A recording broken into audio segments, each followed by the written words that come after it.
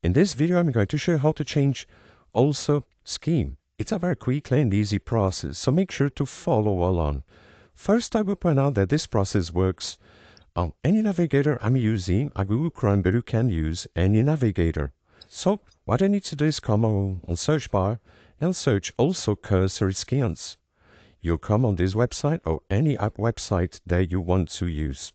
So after that, you select the skin that you want to use. So I will use this one just for example, then click right here, download, click, and you will download this file. Now you just need to click and install the file. Just click right here that you will install the cursor.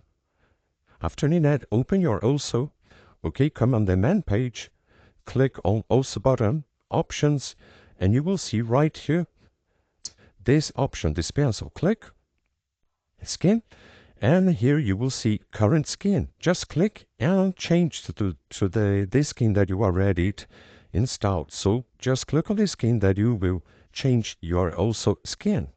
I hope I help you how to change also skin.